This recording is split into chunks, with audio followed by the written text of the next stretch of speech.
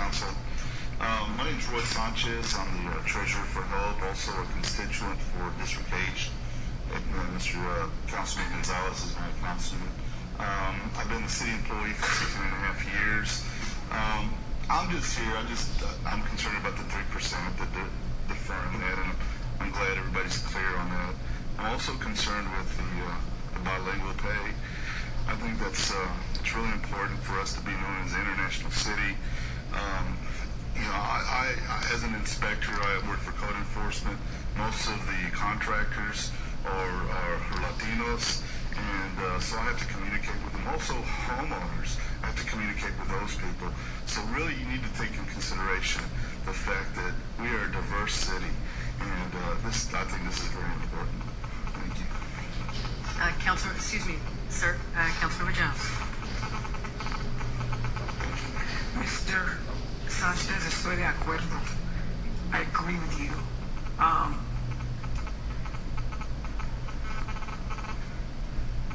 I believe that if we want to be the international city that the mayor wants for us to be, that we have to welcome people. We want to do business with people. I can think of the medical center right off the top of my head. Met a guy from United Arab Emirates. His country, believe it or not, pays for him to come here and care for his dad who's getting cancer treatment at MD Anderson for a year and a half. Gives him $4,000 a month to take care of his dad, and he doesn't speak English well.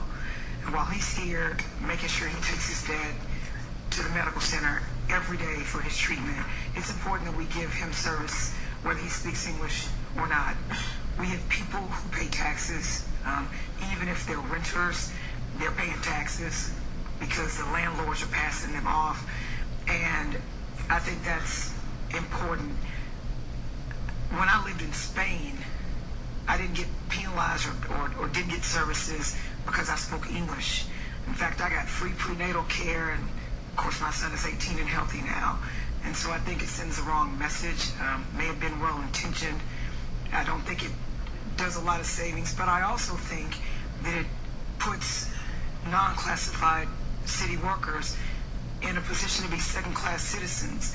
And it's just been entirely frustrating to me to hear the distinction between classified and non-classified, because like Councilmember Bradford said, people who pick up trash, that's a core city service, whether you do it or not. And I think that we need to move away from picking one class of employees over another. So for what that's worth, if it comes forward, I will be voting no, because I think it's the right thing to do. Thank you. Thank you. Councilmember Roy, Councilmember Adams. Thank you. I'm sorry, there needs to be a motion to extend if necessary. It's been seconded. All in favor, opposed, motion carries. Councilmember Adams. Thank you, Mayor. Mr. Sosa, thank you again for coming down and being such a proactive member of HOPE. I have a question. Among people or employees that you're talking to, we just need to be clear that this is just not a Hispanic issue. This is a Vietnamese, Mandarin. This is an issue of anyone that speaks any other language outside of English. Well, absolutely. Right. So I just want to make sure we go on the record about that, because everything has just been like one-sided, but we just have to make sure that we include everybody in it. And the reason why I say that, what do you think about proficiencies? Because that's something that has come up among conversation about proficiencies, whether or not a person, they may have a last name that's Hispanic in origin, but the individual does not speak Spanish, but they may still get the bilingual pay because they may have minimal Spanish. Like I can say "como se llama," but that doesn't mean that I can speak Spanish. So what is your suggestion on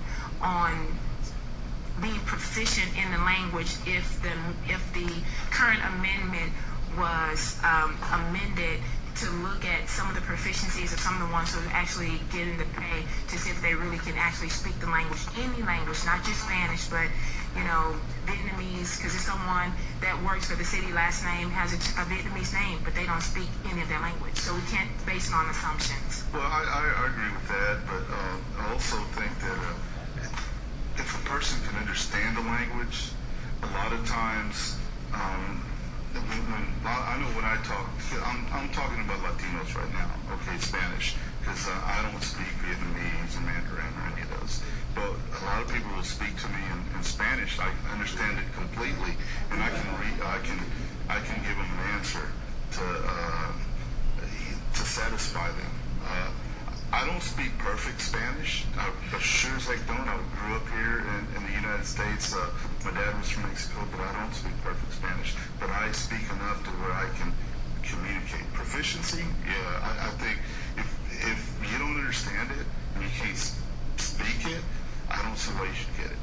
Okay, and I guess my question, would you be against an audit done in various departments to see whether or not a person who receives such a pay would be qualified enough, even though they may speak it, just like you gave an example right now, but they're not proficient. I mean, they can't probably read, they can't probably write it, or their language is probably being Tex-Mex or dialect, but it's not proficient enough, and they can't read it, but they can speak it well, but they don't read it. Would you look at an audit done in all departments based on the slots that's available per department? Because if a person work in my office, and matter of fact, I have a person in my office that's bilingual, and he communicates very well, but I don't give him bilingual pay. That's just part of his, when he got hired, that was just part of his job.